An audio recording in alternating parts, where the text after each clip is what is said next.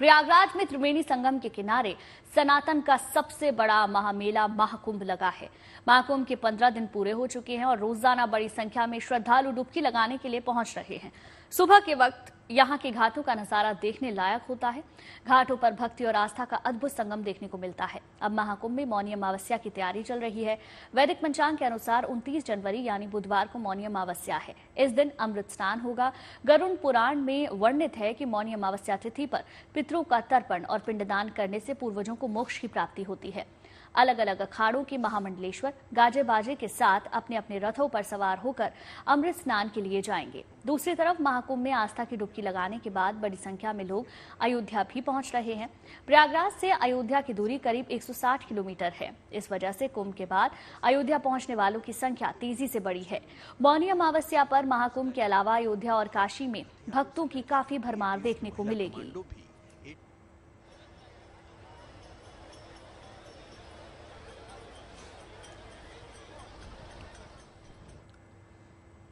प्रयागराज के महाकुंभ में अब मौनी अमावस्या के अमृत स्नान की बारी है। इसके लिए दूर दूर से लोग यहां पहुंच रहे हैं। मौनी अमावस्या के स्नान पर्व के लिए खास तैयारियां भी की जा रही है, क्योंकि इस पावन अवसर पर श्रद्धालुओं की सबसे ज्यादा भीड़ उमड़ सकती है। देखिए ये रिपोर्ट।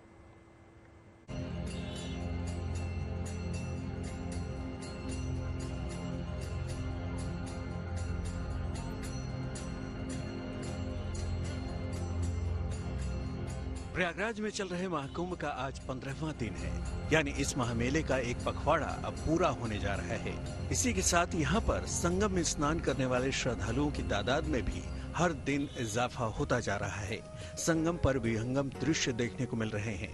देश के कोने कोने से और विदेशों से भी लाखों श्रद्धालु हर रोज यहाँ स्नान के लिए पहुँच रहे हैं। प्रयाग के पूर्ण महाकुंभ पर्व के अनुष्ठान का ये पखवाड़ा होने को आ रहा है, लेकिन अटूट श्रद्धा के साथ अटूट भीड़ दिखाई पड़ती है श्रद्धालुओं की, यानी श्रद्धा का सैलाब भी अटूट है और ऐसा जबरदस्त सैलाब है जिसको देखते हुए ये लगता है कि ये लगातार चलते रहने वाली धारा है, बहती रहने वाली धारा है, जैसे गंगा और यमुना की धारा। प्रयागराज में गंगा, यमुना और विलुप्त सरस्वती के इस संगम पर महाकुंभ में अब तक 2 प्रमुख स्नान पर्व संपन्न हो चुके हैं और अब मौनी अमावस्या के तीसरे अमृत स्नान की बारी है, जिसके लिए तैयारियां जोर शोर से चल रही हैं, क्योंकि केवल 29 जनवरी को मौनी अमावस्या पर ही यहां 10 करोड़ से ज्यादा लोगों के पहुंचने की संभावना है। सबसे बड़ी चुनौती है ट्रैफिक को मैनेज करना, भीड़ को मैनेज करना और भीड़ को मैनेज करके बताना कि आखिर उनको किधर से जाना है, किधर आना है, क्योंकि भीड़ का प्रेशर इतना जबरदस्त होता है जिसको झेल पाना सबके बस की बात नहीं। मौनी अमावस्या से पहले कुंभ नगरी में चौकसी बढ़ा दी गई है। पूरे कुंभ क्षेत्र को नो व्हीकल जोन घोषित किया गया है, ताकि भीड़ पर नियंत्रण में आसानी हो। भीड़ पर नजर रखने के लिए इंटीग्रेटेड कंट्रोल और कमांड सेंटर मुस्तैदी से काम कर रहा है। भीड़ भाड़ वाले इलाकों में क्विक रिस्पांस टीम्स भी तैनात हैं। सभी प्रमुख रास्तों पर खास निगरानी की जा रही है और संदिग्ध लोगों पर खास तौर से नजर रखी जा रही है। हालांकि भीड़ प्रबंधन के बड़े इंतजाम किए हैं। बड़े बड़े मैदानों में कहीं भूल भुलैया बनाई गई है, कहीं पर ऐसी बल्लियां लगाई गई हैं ताकि भीड़ उसमें से भीड़ का कुंभ क्षेत्र में आने की रफ्तार थोड़ी धीरे हो और उन्हें कुंभ क्षेत्र से बाहर निकालने की, बाहर जाने की रफ्तार ज्यादा हो। आज हमने ये भी देखा कि सुरक्षा की व्यवस्था में कि जो पास दिए गए हैं उसको स्कैन किया जा रहा है बाजाबता मोबाइल से और ये देखा जा रहा है कि ये पास सही है या फिर ये कोई फर्जीवाड़ा चल रहा है। मौनी अमावस्या के दिन कुंभ स्नान में लोगों को दिक्कत न हो, इसके लिए खास तैयारी की गई है।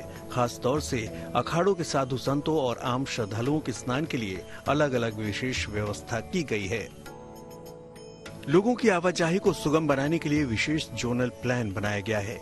अलग अलग इलाकों की ओर से आने वाले श्रद्धालुओं के लिए खास रूट बनाए गए हैं। लोगों के स्नान के लिए रूट से नजदीक अलग अलग घाट भी तय किए गए हैं, ताकि किसी एक जगह भारी भीड़ न हो। साधु संतों के 13 अखाड़ों के अमृत स्नान के लिए भी रूट तय कर दिए गए हैं। अखाड़ों के साधु संत त्रिवेणी पंटून पुल से होकर संगम पहुंचेंगे। अखाड़ों के स्नान के लिए अलग अलग समय भी निर्धारित है, जबकि आम लोग अक्षय वट की ओर से स्नान करने पहुंचेंगे। अब मौनी अमावस्या पर चूंकि श्रद्धालुओं की भीड़ और ज्यादा बढ़ सकती है, लिहाजा कुंभ नगरी में आम लोगों की गाड़ियों की आवाजाही पर रोक है। इसके कारण मौनी अमावस्या से कई दिन पहले से ही दूर दराज से आ रहे लोग सिर पर भी अपने सामान लेकर 10-12 किलोमीटर पैदल चलते हुए संगम स्नान के लिए पहुंचने लगे हैं। संगम पर डुबकी लगाने के लिए आम श्रद्धालुओं को दूर दूर तक पैदल चलना पड़ रहा है, लेकिन उनके उत्साह में कोई कमी नहीं है। पतना दूर से पूले लगता थे, का करी सभी। कहाँ से? स्टेशन से पैदल अबा करी जब सवारी नहीं मिली। अरे पैदल तो वहाँ नैनी से 11 किलोमीटर वहाँ उतरे थे, वहाँ से नैनी 11 किलोमीटर थी। तो फिर अब वहाँ से 2 बजे तक यहाँ आए, स्नान हुए, आ पाए पैदल। फिर स्नान करके अब अब यहाँ एक आश्रम है, उस पर जा रहे हैं रहने तो के। कितने दूर करीब पैदल चले होंगे? हम 30 किलोमीटर चल चुके हैं। कितने लोग साथ में हैं? कम से कम 20 आदमी।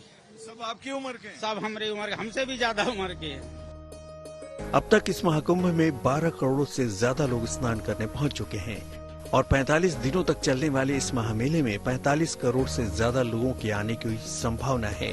सबसे ज्यादा भीड़ मौनी अमावस्या पर ही लगने वाली है। मेला क्षेत्र में दिन रात लोगों के आने का सिलसिला जारी है।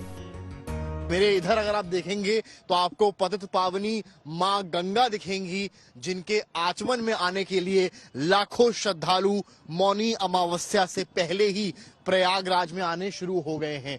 मौनी अमावस्या नजदीक है और उससे पहले ही प्रयागराज में जो श्रद्धालु हैं उनके आने का तांता लगा हुआ है। हम एक पीपा पुल पे मौजूद हैं और आप अगर देखें यहाँ पर तो तमाम जो श्रद्धालु हैं, तमाम जो परिवार हैं, वो यहाँ पर आ रहे हैं। कोई अपने बच्चों को लेकर आ रहा है, कोई अपने वृद्ध माता पिता को लेकर आ रहा है। आपको बता दें कि महाकुंभ में पौष पूर्णिमा को पहले प्रमुख स्नान पर्व पर 1 करोड़ 75 लाख लोगों ने स्नान किया था, जबकि इसके अगले दिन मकर संक्रांति को 3.5 करोड़ लोग यहां स्नान के लिए पहुंचे थे। वहीं शुक्रवार और शनिवार को यानी 24 और 25 तारीख को 1.25 करोड़ से ज्यादा लोगों ने कुंभ स्नान किया। अपार भीड़ को देखते हुए प्रशासन मुस्तैद है, तो खास हथियारों से लैस यूपी एटीएस की महिला कमांडो भी एटीवी पर गश्त लगा रही हैं, ताकि सुरक्षा चुस्त रहे और कहीं भी किसी अनहोनी से बचाव किया जा सके। संजय शर्मा और समर्थ श्रीवास्तव के साथ bureau report, good news today. Prayagraj Mahakumbh में आज नेताओं के पहुंचने का सिलसिला जारी है। अब से थोड़ी देर पहले गृह मंत्री अमित शाह प्रयागराज पहुंचे। सीएम योगी और दोनों डिप्टी सीएम ने उनका स्वागत किया। गृह मंत्री आज संगम में आस्था की डुबकी लगाएंगे। बताया जा रहा है कि शाह यहां से बीएसएफ के हेलीकॉप्टर से दिल्ली पब्लिक स्कूल पहुंचेंगे। डीपीएसए कार से अरेल घाट पहुंचेंगे। यहां से स्टीमर से संगम पहुंचेंगे और डुबकी लगाएंगे। स्नान के बाद स्टीमर से ही किला घाट जाएंगे, अक्षयवट का दर्शन करेंगे। दोपहर 1:45 पर जूना अखाड़ा पहुंचेंगे। साधु संतों से मुलाकात और भोजन भी करेंगे। जूना अखाड़े में 1.5 घंटे यानी कि 3:15 तक रहेंगे। इसके बाद दिल्ली के लिए रवाना होंगे। इससे पहले आईसीसी के चेयरमैन जय शाह परिवार सहित प्रयागराज पहुंचे थे। जय शाह अयोध्या से प्रयागराज पहुंचे। अयोध्या में जय शाह ने परिवार सहित हनुमानगढ़ी में बजरंगबली के दर्शन के बाद पूजा अर्चना की। जय शाह के साथ पत्नी और बच्चे भी मौजूद रहे। हनुमानगढ़ी के बाद उन्होंने रामलला के दरबार में हाजिरी लगाई। वहां पुजारियों ने मंत्रोच्चारण के साथ विधि विधान से पूजन किया। बीसीसीआई के सेक्रेटरी चेयरमैन बने जय शाह पहली बार अयोध्या पहुंचे थे। जय शाह ने रामनगरी अयोध्या को देश की आस्था का केंद्र बताया। और महाकुंभ को दुनिया का सबसे बड़ा धार्मिक मेला यूं ही नहीं कहा जाता। इस मेले में सनातन के अनेकों रंग देखने को मिल रहे हैं। संस्कृति परंपरा को करीब से जानने का मौका मिल रहा है। इस महाकुंभ में श्री पंचायती निर्मल अखाड़ा को पहली महिला महामंडलेश्वर मिली। साध्वी गीता हरि इस अखाड़े की पहली महिला महामंडलेश्वर बनी है, जबकि दूसरी तरफ यूपी के पीलीभीत से बीजेपी के विधायक स्वामी प्रवक्तानंद निर्मल को अखाड़े का महामंडलेश्वर बनाया गया है। इतना ही नहीं, सनातन की डोर में बंधने के लिए 7 समंदर पार से भी लोग प्रयागराज पहुंच रहे हैं। ग्रीस से आई एक महिला ने कुंभ में हिंदू रीति रिवाज से शादी की। इन सब के बीच प्रयागराज की गंगा आरती सभी का ध्यान अपनी ओर खींच रही है। सुबह और शाम यहाँ भव्य दिव्य गंगा आरती होती है। शहीदों के सम्मान में एक युवा शहीद सम्मान साइकिल यात्रा करता हुआ कुंभ नगरी तक पहुंचा है। इससे पहले मुक्केबाज मैरी कॉम ने अपने परिवार के साथ त्रिवेणी में आस्था की डुबकी लगाई।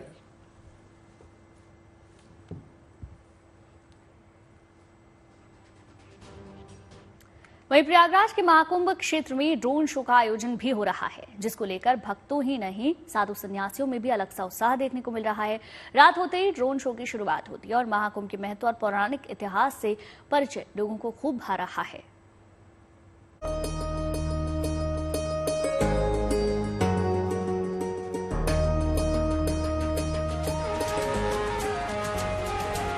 इस दिव्य मंथन से उभरे 14 रत्न, भगवान विष्णु द्वारा धारित पांचजन्य शंख, शीतलता का प्रतीक चंद्रमा, समुद्र मंथन की दिव्य झांकी, धन्वंतरी, अमृत का दिव्य कलश, सफेद उच्चय श्रवा घोड़ा, प्रयागराज में गिरी अमृत की बूंदें, भारत देवताओं का अमृतपान जैसे महाकुंभ को लेकर कितनी ही गाथाएं आसमान में देख साधु संत महात्माओं के साथ श्रद्धालुओं तक उस वक्त अचंभित हो गए जब प्रयागराज के आसमान में ड्रोन्स ने अपना कर्तव्य दिखाना शुरू किया। अभिमान है 144 वर्षों में एक बार होने वाले आस्था के इस पर्व में आज देश विदेश से करोड़ों भक्तजन सम्मिलित हैं। ये वो दैवीय वाणी है। शंख बजाते एक साधु और संगम के पवित्र जल में डूबे एक सन्यासी की तस्वीरों ने ड्रोन शो में आस्था और आध्यात्मिक महत्व जोड़ दिया। आसमान देख लोगों को महाकुंभ की दिव्यता का एहसास बढ़ गया। प्रयागराज में महाकुंभ की रातें कुछ ऐसे भी रोशन होती हैं, यानी जमीन पर ऐसा लगता है सितारे बिछ गए हैं, आसमान में ऐसा लगता है जैसे सनातन के तमाम प्रतीक दिखाई पड़ते हैं। कहीं वो सागर मंथन का दृश्य दिखाई पड़ता है, कहीं उसमें शंख बजता है, कभी चक्र, और ये अलग अलग तरह की आकृतियां बनती हुई दिख रही हैं। ये ड्रोन शो है जो पिछले 3 दिनों से चल रहा है और आगे भी चलता रहेगा, सनातन की उस धारा की तरह, जिसमें लोग अखाड़ों में, शिविरों में, आम श्रद्धालु, साधु साध्वियां, सारे लोग ये नजारे देख रहे हैं, क्योंकि आकाश में बनती हुई आकृतियां लोगों को मुग्ध कर रही हैं। कहीं वो सागर मंथन है, कभी कोई और प्रतीक दिखाई पड़ते हैं, और जैसे वो प्रतीक पूरे बनते हैं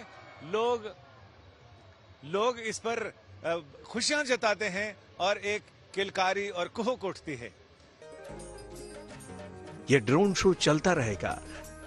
करीब 2500 ड्रोन्स के जरिए आसमान में ये शो आयोजित किया जा रहा है, जिसमें महाकुंभ के महत्व और संगम स्नान का महत्व खास तौर पर दिखाया जा रहा है। कुंभ कलश, जिसके दिव्य बूंदे गिरने से महाकुंभ की शुरुआत हुई थी, इसका भी ड्रोन के जरिए चित्रण होता है। ये भी दिखाया जाता है कि गंगा स्नान से दिव्य शक्ति का संचार भी होता है। जब ये ड्रोन शो शुरू होता है तो रंग बिरंगे धार्मिक प्रतीकों की अद्भुत छटा सभी को मंत्रमुग्ध कर देती है। उत्तर प्रदेश पर्यटन विभाग की ओर से आयोजित इस शो में मेक इन इंडिया ड्रोन के जरिए परंपरा और तकनीक का अनूठा संगम देखने को मिल रहा है। Sanjay Sharma, Prayagraj, good news today.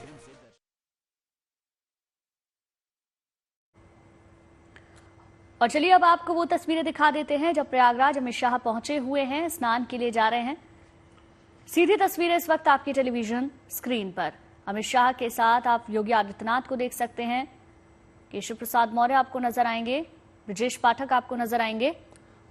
और अमित शाह पहुंच चुके हैं स्टीमर के जरिए। अब ये पहुंचेंगे संगम के तट पर और उसके बाद वहां जाकर करेंगे स्नान। उनके साथ उनका पूरा परिवार है। आज का दिन विशेष हो जाता है। तमाम बड़ी हस्तियां आज संगम तट पर पहुंच रही हैं और ऐसे में गृहमंत्री अमित शाह आज पहुंचे हैं संगम में स्नान करने के लिए। ये तस्वीरें आप देखिए, सबसे पहले उनका स्वागत हुआ एयरपोर्ट पर, उसके बाद अब पहुंच चुके हैं गृहमंत्री अमित शाह और इसी के जरिए वो पहुंचेंगे संगम तट, जहां वो स्नान करेंगे, पवित्र डुबकी लगाएंगे संगम में। मौनी अमावस्या को लेकर भी तैयारियां शुरू कर दी गई हैं और ऐसे में उसके पहले आज गृहमंत्री अमित शाह पहुंच चुके हैं प्रयागराज संगम नगरी। आज महाकुंभ में डुबकी लगाएंगे गृहमंत्री। अब तक करीब 13 करोड़ से ज्यादा लोगों ने डुबकी लगा ली है।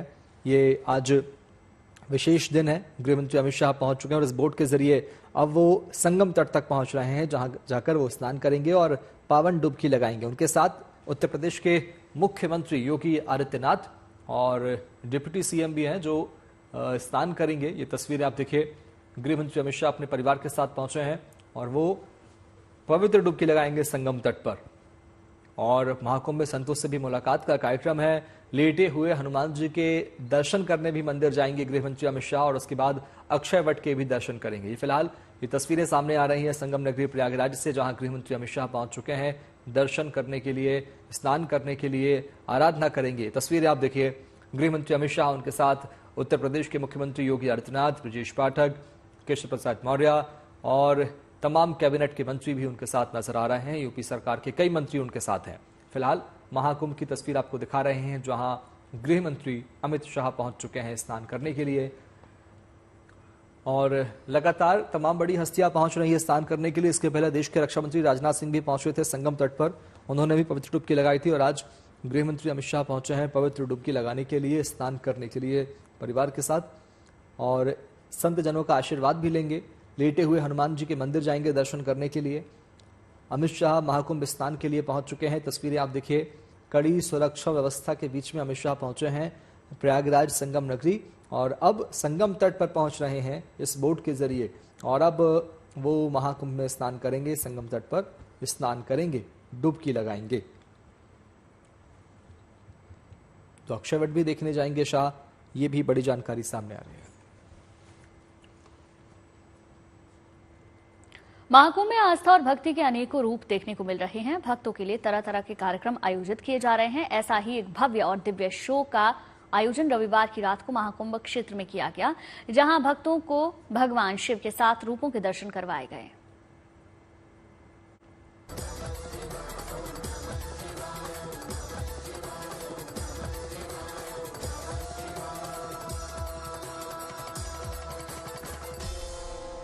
प्रयागराज में संगम की रीति पर आयोजित महाकुंभ में भक्ति और आस्था का अनूठा संगम देखने को मिल रहा है।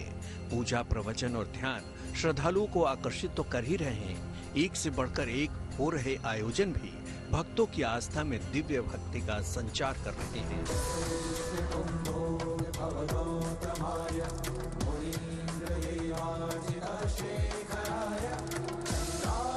महाकुंभ के सेक्टर 9 में शिव आनंदम कार्यक्रम आयोजित किया गया। इस शो में भगवान भोले भंडारी के 7 स्वरूपों का प्रदर्शन किया गया, जिसे देख श्रद्धालु आस्था से निहाल हो गए और भक्ति के आनंद में गोते लगाने लगे। इस कार्यक्रम में महादेव का वेश धारण कर कलाकार रैंप पर जब उतरे तो महादेव के तांडव से जुड़ी नृत्य मुद्राएं भगवान की शोभा बढ़ा रही थी।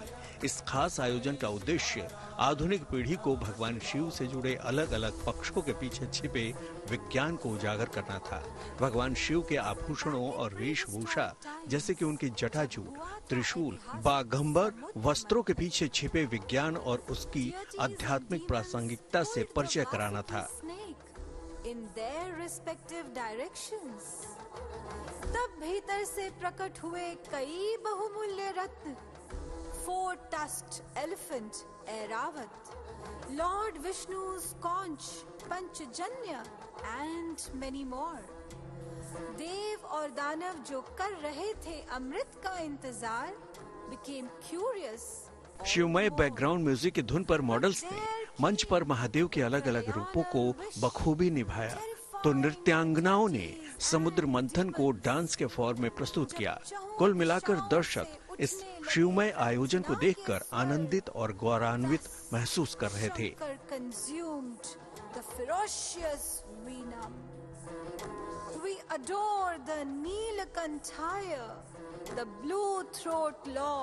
Anand Raj, Prayagraj, good news today.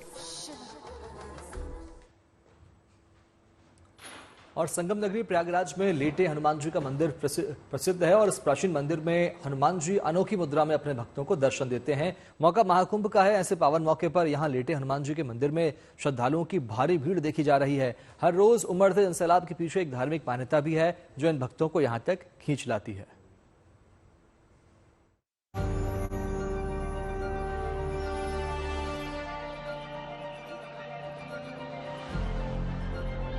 Prayagraj में आस्था का ऐसा जन सैलाब दशकों बाद देखने को मिलता है। महाकुंभ में हर रोज यहाँ लाखों की तादाद में श्रद्धालु पावन स्नान कर रहे हैं और इसके बाद प्रयागराज के कोतवाल कहे जाने वाले बड़े हनुमान जी के दर्शन को पहुंच रहे हैं। मान्यता है कि त्रिवेणी स्नान का पूर्ण फल तभी प्राप्त होता है जब भक्त यहाँ लेटे हनुमान जी के दर्शन करते हैं। ये दुनिया का एकमात्र ऐसा मंदिर है जहाँ पर पवन पुत्र की विशाल लेटी हुई प्रतिमा की पूजा होती है। महाकुंभ के दौरान लेटे हनुमान मंदिर की रौनक देखते ही बनती है। यहाँ श्रद्धालुओं की भीड़ ऐसी लग रही है मानो समंदर की लहरें हर बाधा को तोड़कर बस आगे ही बढ़ती चली आ रही हो। हनुमान मंदिर में है, जहां हनुमान जी लेटी हुई अवस्था में श्रद्धालुओं को दर्शन देते हैं। लाखों श्रद्धालुओं की भीड़ लगातार यहां पर दर्शनों के लिए आ रही है और ये कहा जा रहा है कि जब यहाँ हनुमान जी के दर्शन जब तक श्रद्धालु नहीं करेंगे तब तक उनका ये स्नान पूरा नहीं माना जाएगा। और ये मौका ऐसा है कि जब यहाँ पर आस्था की डुबकी लगाकर लेटे हुए हनुमान जी के दर्शन करना चाहते हैं। हमारे पीछे ये लंबी लाइनें देख सकते हैं, ये श्रद्धालु अपनी बारी का घंटों इंतजार कर रहे हैं।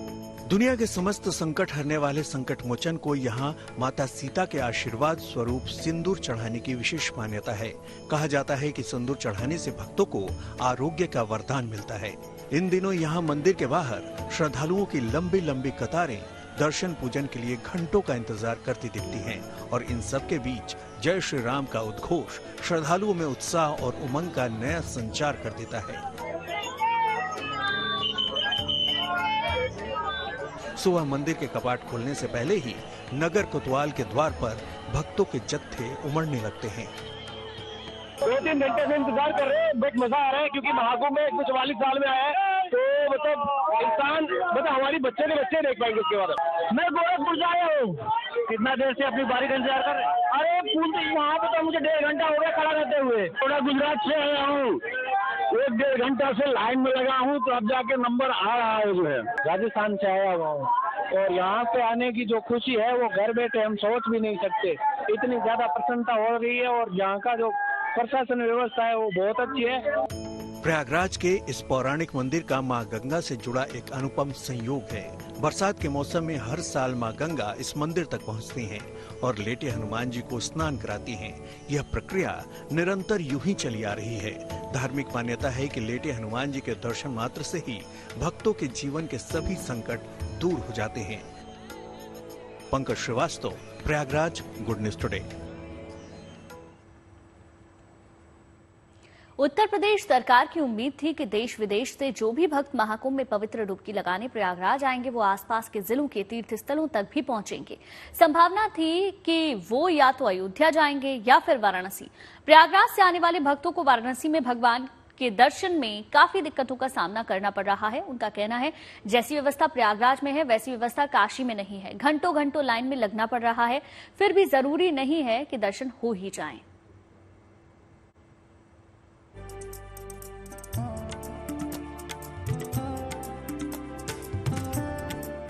प्रयागराज में चल रहे महाकुंभ में पहुंचने वाले श्रद्धालुओं की संख्या बढ़ती ही जा रही है, लेकिन महाकुंभ का असर वाराणसी यानी बाबा विश्वनाथ की नगरी में भी दिख रहा है।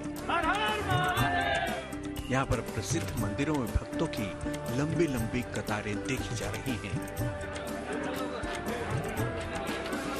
दरअसल प्रयागराज आए श्रद्धालु वाराणसी भी पहुंच रहे हैं ताकि एक पंथ दो कार्य हो जाए, लेकिन काशी में श्रद्धालुओं को भगवान के दर्शन में काफी दिक्कतों का सामना करना पड़ रहा है। उनका कहना है कि एक तो मंदिर जाने के रास्ते संकरे हैं और 6 से 8 घंटे से वो मंदिर में जाने के लिए खड़े हैं, लेकिन भगवान के दर्शन लाभ में सफलता नहीं मिल रही है। लाइन में लगे हुए लोग जो सुबह के लगे हुए ना, कोई 4 बजे से लगा है, 5 बजे से लगा है, उनका नंबर आ रहा है दर्शन करने के लिए 11 से 12 बजे के बीच में। और अभी हम जा रहे हैं काल भैरव मंदिर के लिए, 2 से 3 घंटा हो गया इधर खड़े खड़े। एक लाइन लगी हुई है, मंदिर के जाने के लिए व्यवस्था है पूरी, पर जो लोग एक्स्ट्रा जा रहे हैं ना, इनको कोई रोकने वाला नहीं है। पुलिस है वो अपना काम कर रही है, पर पब्लिक मान ही नहीं रही उनकी। हम लोग विश्वनाथ मंदिर गए, लेकिन वहाँ भी दर्शन नहीं हुआ। काफ़ी लाइन लगा हुआ था, काफ़ी भीड़ होने के कारण, व्यवस्था सही नहीं हो रहने के कारण क्या हुआ कि हम लोग सोचे कि भैरवनाथ के मंदिर आए, और भैरवनाथ के मंदिर में भी काफ़ी भीड़, लंबी लाइन लगे हुए, बच्चे हैं, सब भूखे हैं, और ये मतलब रास्ता इतना संकीर्ण है और व्यवस्था बहुत ही मतलब खराब है, जिसके कारण सही मतलब दर्शन करने में इतना दिक्कत हो रहा है। सुबह से लगे हुए लाइन, अभी तक आप देख सकते हैं समय कितना हो रही है, लगभग 2 बजने जा रही है, पर अभी तक हमने दर्शन नहीं किए। लाइन में लगे हुए हैं, वो भी मंदिर काफी दूर है। अभी हम लोग बहुत ज्यादा ही दूर में लगे हैं मंदिर से, और सुबह से भूखे प्यास में है, पर यहाँ कोई कंडीशन ठीक नहीं है, उतना भी सही नहीं है। कुछ श्रद्धालुओं का दावा है कि पैसे लेकर लोगों को मंदिर में प्रवेश दिया जा रहा है। जिसकी वजह से ही ये अव्यवस्था फैली हुई है और श्रद्धालुओं की भीड़ बढ़ती ही जा रही है। क्रम से ऐसे पाए गए हैं जो क्रम से पैसा ले लेके लोग दर्शन करा दे रहे हैं। ये किसकी मतलब मिली भगत है, ये तो खुलासा हो ना, पता लगाने के लिए हम लोग क्रम से राउंड पे लगे हुए हैं। राउंड पे देखा जाए कि कौन कैसे क्या कर रहा है। किसी से 50 ले रहे हैं, किसी से 100 ले रहे हैं, कैसे कैसे करके लोग पहुंचा दे रहे हैं। पब्लिक भी क्रम से इसमें बेकार है। भाई पब्लिक क्यों कर रही है, लाचार ऐसे क्यों बनी हुई है। कई जगह तो व्यवस्था संभाल रहे पुलिसकर्मियों से श्रद्धालुओं को बहस करते देखा जा सकता है, लेकिन मंदिर प्रशासन का कहना है कि मंदिर का कोई भी कर्मचारी पैसा लेकर दर्शन नहीं करवा रहा है। मंदिर को बदनाम करने के लिए कुछ बाहर के लोग ये काम कर रहे होंगे।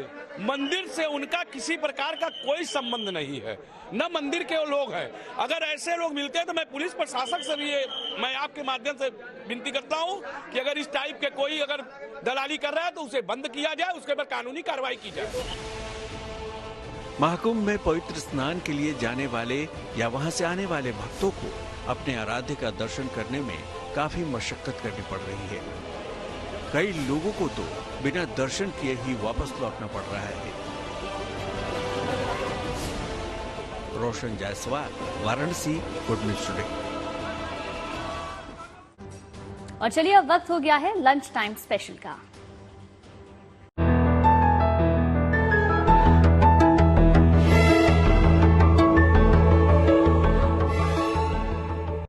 और अब वक्त है स्वाद और जायके का। आज हम आपको लेकर चलते हैं दिल्ली के कस्तूरबा गांधी मार्ग पर बनी एक ऐसी छोटी सी दुकान पर जो ऑटो ड्राइवर्स को ही खाना सर्व करती आ रही है। ऐसे मतदाता के इसी वर्ग को साधने के लिए तमाम पार्टी कोशिश कर रही है। तो चलिए उनसे जानते हैं उनके लिए दिल्ली के चुनाव में क्या अहम मुद्दे हैं और वो किसे चुनने की तैयारी में है।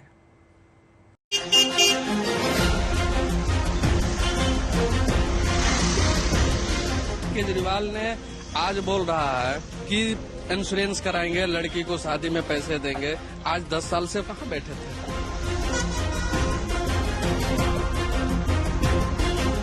पहले कह रहे थे दारू फ्री कर दिए, दारू फ्री कर दिए तो जी दूध क्यों नहीं फ्री किया। काम नहीं है हम लोगों का, ना कोई रोजगार है ना काम है। चुनावी वादे हैं, जुगले हैं या फिर काम करके दिखाएंगे तो आगे पता लगेगा।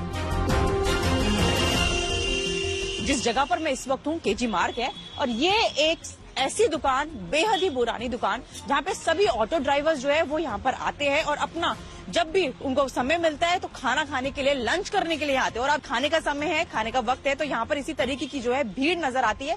दूसरी तरफ आप ऑटो देख सकते हैं कि किस तरीके से ऑटो स्टैंड है कि इन्होंने बना रखा है। यहाँ पे एक यूं कहे तो एक इनका ये सेंटर पॉइंट बन गया है जहाँ पे ये तमाम लोग यहीं पर आते हैं। कितने साल पुरानी दुकान है आपकी, पहले तो ये बताइए। मैडम पहले 10-15 साल से ऊपर हो गए, मुझे भाई भी आते हैं। अच्छा, ये भी आते हैं। तो 10-15 साल पुरानी दुकान है और कहते हैं ना कि ऑटो चलाना होता है, दिन रात का काम होता है, तो हल्का खाना ही सबसे ज्यादा सेहत के लिए बेस्ट है। तो आप देखिए यहाँ पर आपको दाल नजर आने वाली है। एक बार मैं दाल दिखा दूं आपको, प्लेन दाल, जिससे किसी तरीके की कोई शरीर को ठेस ना पहुंचे। तो उसको देखते हुए आप देख सकते हैं दाल चावल, एकदम सादा खाना पापड़ के साथ। और अगर किसी को चटनी चाहिए तो चटनी भी यहाँ पर उसका इंतजाम है। जितने वादे अभी किए गए हैं, पहले भी बहुत सारे किए गए, कभी लगा कुछ पूरा हुआ? कुछ कर रहे हैं लेकिन कुछ अभी अधूरे हैं। जैसे जमुना जी हो गई, कूड़े का ढेर हो गया। पहले कह रहे थे दारू फ्री कर दिए, दारू फ्री कर दिए तो जी दूध क्यों नहीं फ्री किया। कितने साल से ऑटो चला रहे हो, कितना समय हो गया आपको सर? हमें तो हो गया 32 साल। 32 साल हो गया। तो आपने तो पता नहीं कितनी सरकारें अपने सामने आपने देख ली है। ठीक है, हमारे लिए तो केजरीवाल जिंदाबाद है। केजरीवाल जिंदाबाद है। मीटर पास कराने के लिए कहाँ कहाँ भेज देते थे, कभी आनंद विहार, कभी कालेखां, कभी नजफगढ़। अभी वो सब तो हमारे फ्री कर दिया ना। ये सब परेशानी तो हमारे नहीं आ रहा ना अभी। और अभी जो हमारे लिए कर रहा है वो सही कर रहा है, गलत नहीं है। मजा आ रहा है हल्का भोजन खाने में? कैसा लगता है सब ऑटो ड्राइवर सारे भाइयों के साथ मिलकर खाना खाना? ठीक है मैडम, एंजॉय हो जाता है थोड़ा सा, और पेट भी भर जाता है। एंजॉय भी हो जाता है, बहुत स्ट्रेस भी वैसे भी बहुत होता है। लेकिन ऐसी अगर सारी पार्टियां मिलकर काम करे, ऑटो वालों के लिए कुछ निकाले, तो वो चीज अच्छी है या नहीं? बहुत अच्छी है मैडम। अगर सारे जने मिलकर अगर ऑटो वालों का सहयोग करेंगे तो उसके लिए इससे अच्छी और क्या बात हो सकती है। पहले के समय में बहुत कमाई हो जाता था। इस समय में हम लोग 700-800 1000 रुपए तक ड्राइवर लोग काम करके और खाना खाते थे। बाकी आज 200-300 का काम करके खाना खा रहे हैं। हम लोग 3 बार से लगातार जिता रहे हैं उनको, केजरीवाल को। लेकिन विशेष कुछ ऑटो वाले के लिए तो करने चाहिए ना, जैसे हमारा पेंशन योजना है। वाकई में आपको लगता है कि सरकार ने पूरा किया और इस बार भी अपनी हैट्रिक बना के रहेंगे? हमें तो नहीं लगता ये कुछ भी पूरे नहीं हुए जी। जितने भी जगह अभी केजरीवाल की सरकार है, सारे के सारी कॉलोनियां खराब है। मेरे वहाँ पे 10 साल से महेंद्र सिंह यादव जीता हुआ है, आज तक उसकी शक्ल नहीं देखी हमने। सरकार से लेना देना नहीं है, लेकिन काम नहीं है हम लोगों का, ना कोई रोजगार है ना काम है। आज ऑटो ड्राइवर्स की मुद्दे की हो रही हो, उनके लिए भी तमाम वादे जो है किए जा रहे हैं कि ऑटो स्टैंड बनवाएंगे, उनकी बेटियों के लिए शादी के लिए राशि दी जाएगी, बीमा उनके लिए दिया जाएगा। इस मुद्दे पर हम बात करें, फ्री बीस बहुत मुफ्त की चीजें जो है बांटी जा रही है। हाँ जी, ये तो है जी, दे तो रहे हैं। अब ये चुनावी वादे हैं, जुगले हैं, या फिर काम करके दिखाएंगे तो आगे पता लगेगा चुनाव के बाद पता लगेगा। केजरीवाल ने आज बोल रहा है कि इंश्योरेंस कराएंगे, लड़की को शादी में पैसे देंगे। आज 10 साल से कहाँ बैठे थे? देखिए, पहले सरकार तो बनवाए थे हम ही लोगों ने प्रचार किया था गली गली में हम लोगों ने, लेकिन आज हमारे लिए अब हम ही को हटाया जा रहा है। तो इस बार टक्कर जो है काफी ज्यादा कड़ी है। संदीप दीक्षित, अरविंद केजरीवाल और प्रवेश वर्मा। वक्त बताएगा जनता जो है वो किस पार्टी को अब सपोर्ट करने वाली है। कैमरा पर्सन सचिन चंदो के साथ पंशा लड्डा को न्यूज़ टुडे। अब बारी आज के आर्टिफिशियल इंटेलिजेंस यानी कि एआई स्टोरी की।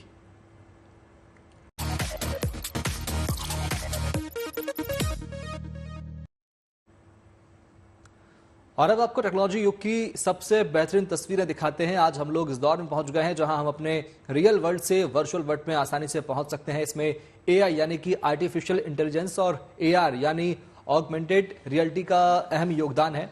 मार्क जुकरबर्ग की टेक्नोलॉजी कंपनी मेटा का पहला एआर स्मार्ट ग्लास ओरियन इसकी बड़ी पेशकश है और ये अब तक का सबसे एडवांस्ड एआर ग्लास है। होलोग्राफिक प्रोजेक्शन को फिजिकल एनवायरनमेंट के साथ आसानी के साथ लेकर आती है। आपको इस स्मार्ट एआर ग्लास में मार्वल के आयरन मैन जैसी फीलिंग आ सकती है, यानी देखने में तो ये किसी रेगुलर चश्मे की तरह ही लगता है, लेकिन इसमें पूरी तरह से ट्रांसपेरेंट लेंस दिए गए हैं। इस ग्लास को पहनकर आप आर पार देख सकते हैं।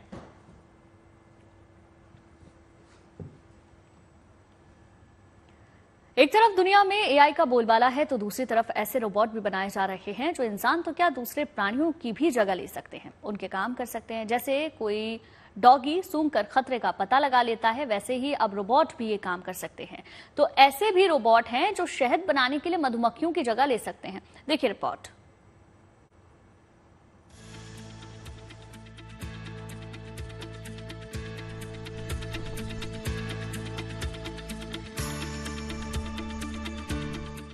मोटी और बेहद उबड़ खाबड़ बर्फीली सतह पर कदम बढ़ाता चलता जा रहा ये कुछ और नहीं बल्कि एक रोबोटिक डॉग है। 6 पैरों वाले इस रोबोटिक डॉग को अंटार्कटिका जैसे दुर्गम इलाकों में इस्तेमाल करने के लिए तैयार किया गया है। चीन की एक कंपनी ने काफी रिसर्च के बाद कमाल के इस रोबोटिक डॉग को डेवलप किया है।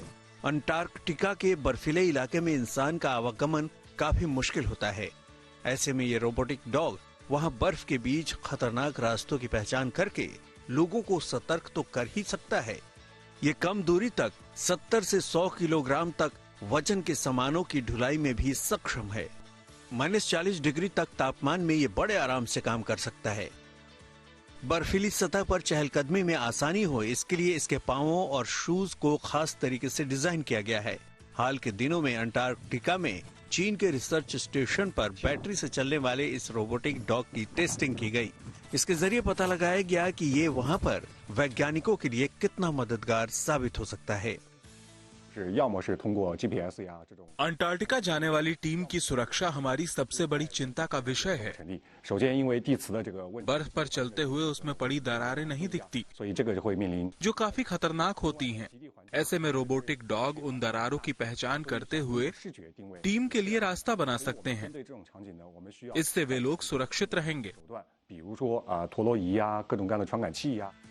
अब देखिए, हथेली में समा जाने वाला ये मच्छर या मक्खी जैसा उपकरण कुछ और नहीं बल्कि एक खास रोबोट ही है। अमेरिका के मैसेच्यूसेट्स इंस्टीट्यूट ऑफ टेक्नोलॉजी के वैज्ञानिकों ने कीड़े मकोड़े के आकार का एक अनोखा रोबोट बनाया है जो फूलों पर परागन का काम ठीक वैसे ही करता है जैसे मधुमक्खियां करती हैं, लेकिन उनके मुकाबले कहीं ज्यादा तेजी से। इस तरह कृत्रिम तरीके से परागन के लिए ये बग रोबोट्स काफी मददगार हो सकते हैं क्योंकि इनका कंट्रोल इंसान के हाथों में होता है। ऐसे रोबोट नए तरीके से इस्तेमाल किए जा सकते हैं। उदाहरण के लिए फूलों में कृत्रिम परागन में इसका उपयोग हो सकता है। ये बेहद हल्के और छोटे हैं। इन्हें बेहद सटीक रूप से कंट्रोल किया जा सकता है और अत्यंत कोमल फूलों और पत्तियों पर रखा जा सकता है। हालांकि वैज्ञानिकों का कहना है कि इनका इरादा ये नहीं है कि पूरी तरह से मधुमक्खियों या ऐसे प्राणियों की जगह इन बग्स रोबोट्स का इस्तेमाल हो, लेकिन ये हाईटेक वर्टिकल इंडोर फार्मिंग में मददगार जरूर हो सकते हैं और इस तरह से खेती के नए तरीके की शुरुआत हो सकती है। Bureau report, good news today. और अब खबर मौसम के हालात की। जनवरी का महीना खत्म होने को है और दिल्ली में मौसम का जो हाल है उससे लगता है कि सर्दी की विदाई होने जा रही है। हालांकि देश के दूसरे कई इलाकों में अभी भी काफी ठंड है और मौसम में फिर से बदलाव के आसार हैं। देखिए रिपोर्ट।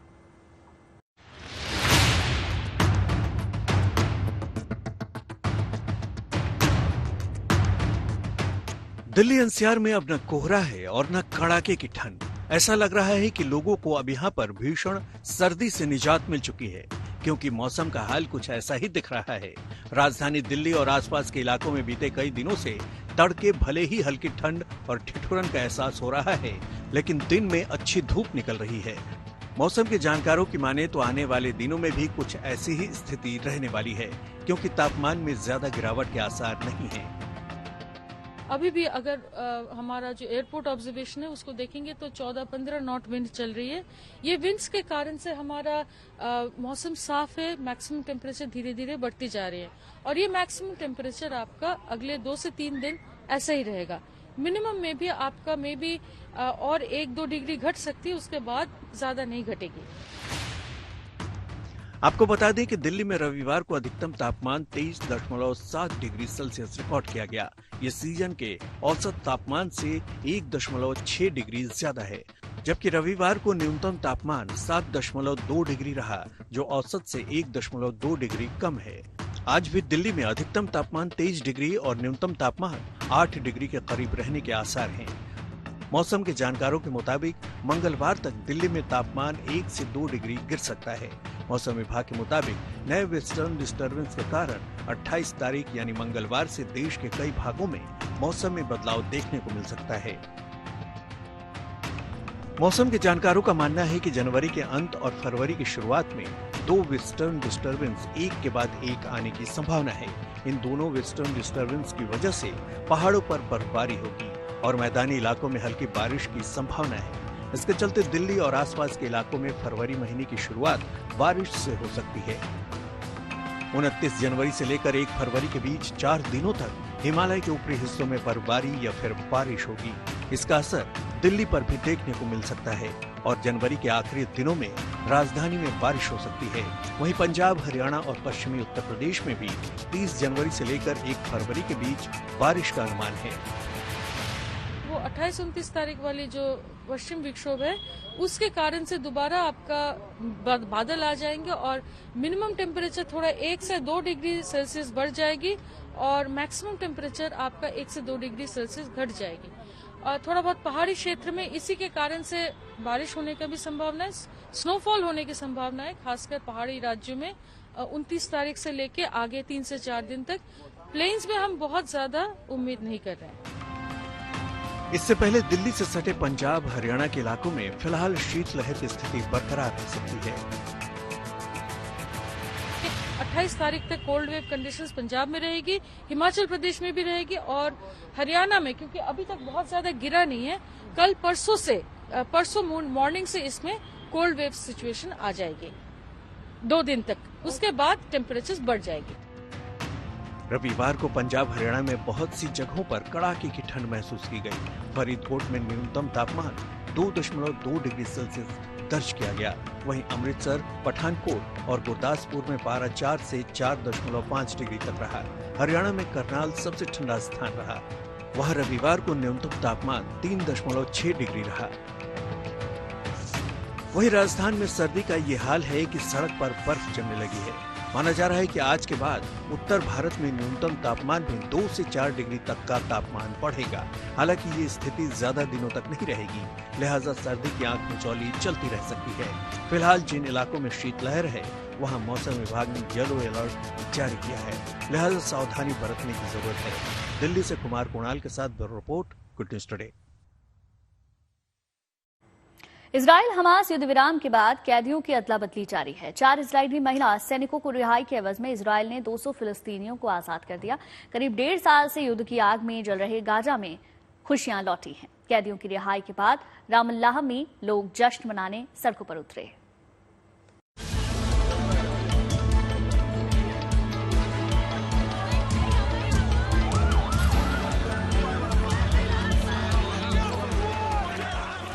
गाजा की सड़कों पर जश्न की ये तस्वीरें मुद्दतों के बाद लौटी हैं।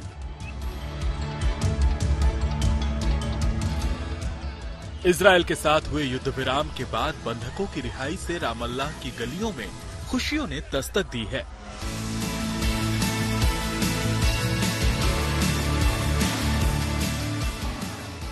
युद्ध की स्याह परछाई को पीछे छोड़ रामल्लाह की सड़कों पर लोग आने वाले वक्त का दोनों हाथ खोलकर स्वागत कर रहे हैं। ये नजारा उस वक्त का है जब इजरायली जेलों में बंद 200 फिलिस्तीनी कैदियों को लेकर बसें रामल्लाह पहुंची, तो वहां लोगों की खुशी का ठिकाना न रहा। किसी को अपने बेटे के लौटने की खुशी थी, तो कोई अपने पति को देखकर भावुक है। फिलिस्तीनी झंडे के साथ हजारों की तादाद में लोग भावनाओं के ज्वार में गोते लगाते सड़कों पर उतर आए। मासूम बच्चे अपने पिता के कंधों पर बैठकर इस पल की सुनहरी यादें समेटते नजर आए। युवा हो, महिला हो या फिर बुजुर्ग, हर किसी की आंखों में एक अच्छे भविष्य के चाहत की उम्मीदें नजर आ रही थी। मैं बहुत खुश हूँ और भगवान का शुक्रिया अदा करती हूँ कि 19 साल बाद मैं अपने बेटे को गले लगाऊंगी। इजराइल और हमास के बीच हुए युद्ध विराम समझौते के तहत इन 200 फिलिस्तीनी कैदियों को इजराइल ने रिहा कर दिया। इससे पहले हमास ने 4 इजरायली महिला सैनिकों को रिहा किया था। करीब 15 महीने लंबे संघर्ष के बाद मिडिल ईस्ट में शांति की उम्मीद जगी है। उम्मीद की जा रही है कि जल्द कैदियों की अदला बदली पूरी होगी और विस्थापित लोग अपने अपने घरों में लौट पाएंगे। Bureau report, good news today.